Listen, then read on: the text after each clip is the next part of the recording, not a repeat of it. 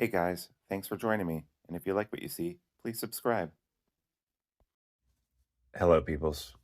Do you know what this is? This is a piece of history. This is a CKRT, I want to say Plexus, not a, oh, sorry, Pizzato. Look, it's branded right there. Why is this a piece of history? This liner lock that is only tip down carry? Well, it is because this is the knife that I carried for about 5 to 10 years. I had a Spyderco about the same time, but before I really got, I mean, I always carried a knife, but before I got into knives, this is a knife I had for a very long time and I used for a very long time. I dogged this. And then I eventually discovered higher end knives through kind of going down a rabbit hole with Spyderco, not CRKT. But I still keep this knife. I've had it for a very long time. It's very worn. You can tell I've sharpened it more than a few times.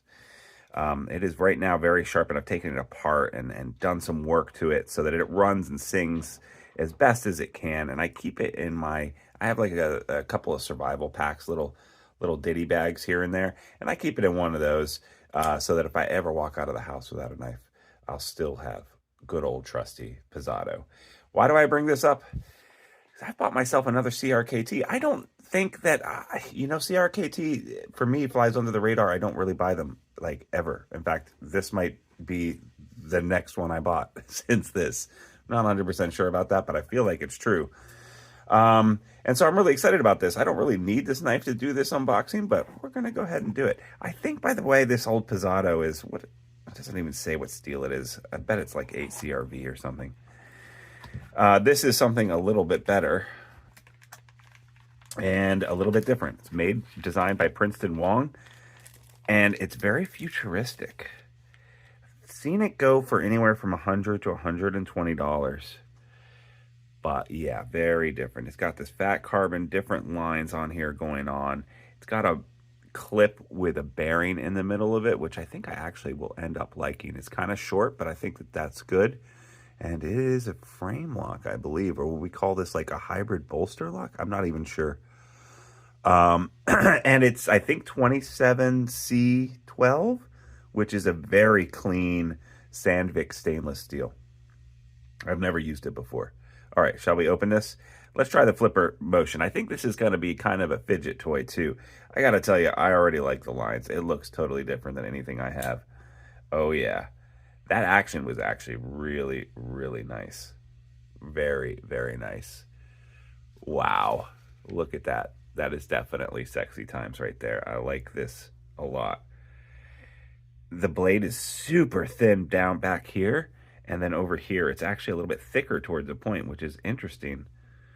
And yeah, it's a frame lock. Look how nice it goes down. You can reverse flick it. Thumb flick it? Might be hard, but you can do it. And then it looks like I can also front flip it very easily. Front flip it. The geometry is very nice for front flipping. I don't really like front flipping, but that feels really nice. Yeah, and so I guess all CRKTs have like their model number right here, right? Wong design. Is that an actual hole? Yeah, those are like speed holes right here at the top there. This provides jimping and a good place to choke up. The ergos on this are what you would expect, kind of clunky, but not bad. Full backspacer. You've got these fat carbon, I'll call it carbon something, inlays right here. I love the lines of this back. Sometimes I talk about the design aesthetics of a knife. And you have to look at the flow of the design and the overall symmetry or asymmetry and the line of the spine along with the spine, the blade transition to the scales. And overall, thematically, this really carries out the hole here mirroring the hole there. And in fact, I believe, no, they don't line up. But it just all around looks really nice. And look at the pivot. It's got that intricate design there. I believe that this is going to be steel, which means it's going to be a little heavy. It's not obviously titanium, not for $100 CRKT, although I've been surprised lately where I've been able to find titanium in price ranges. But yeah, just an overall cool design. I don't think that this is new. I think that this is a couple of years old. It's just something that I saw. And the reason why I wanted to get it was because it really reminds me of Isaiah Agard type knives. And I got into the knife game just after, or just toward the end of his reign, and then he died, and they stopped making his knives. Basically, you just can't find them. You find some of them on the secondary market for absurd prices, but this has that same kind of crazy futuristic design language, which I kind of like in some of my knives, and it just feels really cool. And for the price, which was about $100, I thought I couldn't go wrong. This will be a piece that I think that I will like for a long time. And honestly, the action on this is really, really great. It's just a fun knife. Yeah, so thanks so much for joining me, guys. I hope that you smash that like button because I forgot to ask for it at the beginning. I hope you leave a comment. That really helps the channel too. Thank you, as always, to my Patreon supporters. Very cool. What do you think about this knife?